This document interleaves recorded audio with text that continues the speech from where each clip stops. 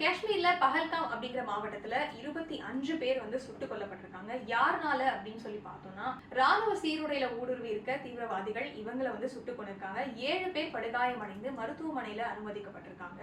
இதுல முக்கியமான விஷயம் அப்படின்னு சொல்லி பார்த்தோம்னா, 2 பேர் வந்து ஹனிமூனுக்காக அங்க வந்திருக்காங்க. அதுல அந்த பெண் எவ்வளவோ கெஞ்சியும் அவங்களுடைய கணவரை அவங்க கண்ணு முன்னாடியே சுட்டிருக்காங்க. அவங்க கிட்ட வந்து என்னையும் சுட்டு கொன்னுடுங்க அப்படின்னு சொல்லி இன்னொரு பெண் கேட்கும்பொழுது, இதை போய் நீங்க வந்து நரேந்திர மோடி அவர்கள் கிட்ட சொல்லுங்க அப்படின்னு யாரோ ஒருத்தவங்க சொன்னதாகவும் இது பெரிய சர்ச்சையவே கிளப்பி இருக்கு அப்படின்னு சொல்லலாம்.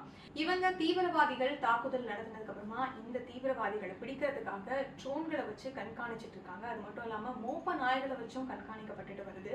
ஒரு சில இடங்கள்ல வந்து ஹெலிகாப்டர்கள் வச்சும் கண்காணிக்கிறாங்க. ஏன்னா மலை பகுதியில யாராவது ஊடுருவி இருக்காங்களா அப்படிங்கிறத பாக்குறதுக்காகவும், தீவிரவாதிகள் தாக்குதல் நடத்தின இடத்துல வந்து நேம் பிளேட்டே இல்லாம, அதாவது நம்பர் பிளேட்டே இல்லாம ஒரு கார் வந்து இருக்கிறதையும் கண்டுபிடிச்சிருக்காங்க. ஸோ அந்த கார் எங்க இருந்து வந்தது, எப்படி வந்தது அப்படிங்கிற தீவிர விசாரணையும் நடைபெற்றுட்டு வருதா தகவல் வெளியாகி. இந்த தீவிரவாதிகள் தாக்குதல் நடத்தின இந்த இடத்துல வந்து ஒரு குதிரை ஓட்டுநர் வந்து இருந்திருக்காரு.